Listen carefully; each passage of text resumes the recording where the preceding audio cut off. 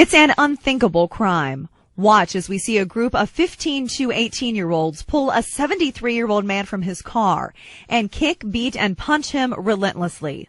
Sergeant David Rutt of the Cleveland Police Department says the teens started attacking after the 73-year-old man and his 51-year-old friend got angry because the teens were loitering near the 73-year-old's house. There was a group of 6 to 7 juveniles standing in and around the driveway, blocking their entrance. The juveniles became more aggressive. Sergeant Rutt says the men did the right thing by driving away from the East 71st Street home and attempting to get away from the mob of angry teens.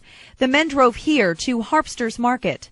The 51-year-old man got out of the car and went inside to call police, and that's when even more trouble began. The juveniles followed them down to the market, and while the one gentleman's inside using the phone to call police, the crowd began to taunt the passenger, and at which time you can see on the video where they actually drag him out of the car and start assaulting him. The teens pulled the 73-year-old man from his car. First, 2 teens started kicking him. Then the group grew to around 6 teens, all beating, punching, and kicking. The teens also attacked the 51-year-old man. Both were hospitalized, one with facial fractures.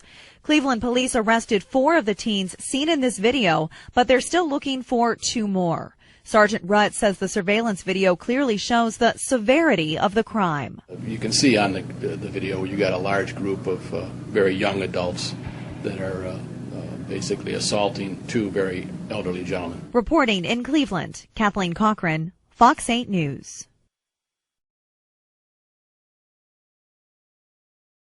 Just confronted about a vicious beating caught on tape. Reporter Ed Gallick shows us in a story you'll see only on 19 Action News. More violence, new charges, and at the heart of it all, an 18-year-old who just told us he knew how stupid it was to take part in a savage attack.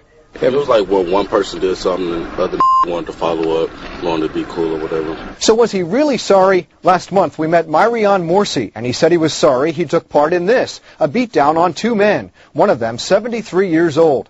Now, Morsi just indicted for aggravated robbery, something that happened just 2 weeks after we confronted him about the beating.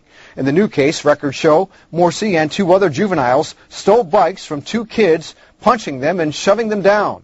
Will he use the same excuse for that as he used for this? I got to ask you, what made you do that? I was intoxicated. I mean, just being drunk, that was savage. Yeah. That beating case in juvenile court, since it happened just before Morsi turned 18, though he could still be tried as an adult. He will be tried as an adult for the new case because he is 18. Still, you wonder, how long till he's in trouble again? Ed Gallick, 19 Action News.